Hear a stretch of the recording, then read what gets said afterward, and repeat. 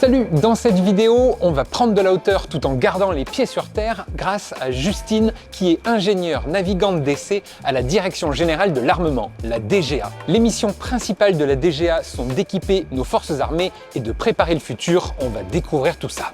Le métier de Justine consiste avec des pilotes à faire subir des tests aux avions de l'armée française pour s'assurer qu'ils répondent aux attentes. C'est bien là le rôle de DGA Essai en vol, c'est de tester les avions avant qu'ils soient déployés dans les forces pour qu'on soit sûr qu'ils soient safe et qu'ils répondent aux besoins opérationnels, qu'ils soient aptes à la mission quelque part. Et alors concrètement, comment ça se passe justement la préparation d'un essai en vol? C'est ici, dans cette salle de briefing? Cette salle de briefing, c'est l'aboutissement de la préparation. Ok. Puisqu'on a tout préparé avant et le jour où on s'assoit pour briefer le vol, c'est qu'on est prêt à partir. Donc c'est qu'on a tout préparé. Le pilote est prêt, l'ingénieur est prêt, les experts sont prêts, les mécaniciens sont prêts, les installations d'essai sont prêtes, tout est prêt.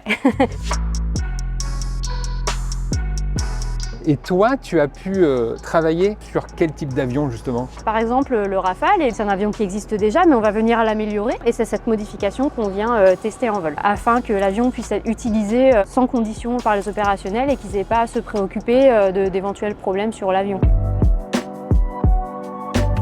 Là, Justine, on est dans une salle d'écoute. On a tous les paramètres de l'avion qui vivent et qui sont retranscrits sous forme de courbe ou de visuel. C'est un vol de démonstration de vrille, parce que la vrille sur AlphaJet est déjà bien connue. C'est quand finalement l'avion il perd un peu le contrôle et qu'il commence à chuter dans tous les sens, à tourner sur lui-même.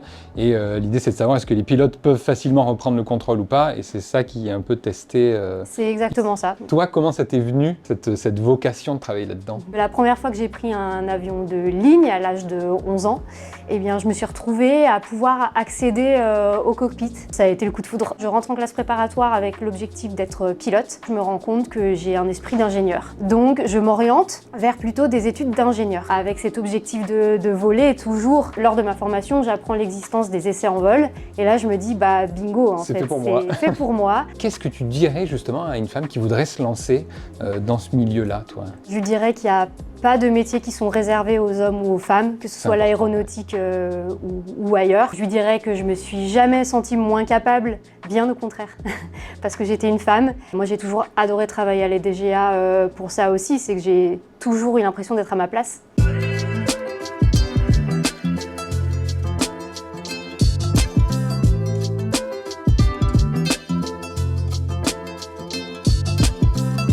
Merci beaucoup Justine pour m'avoir fait découvrir ton métier.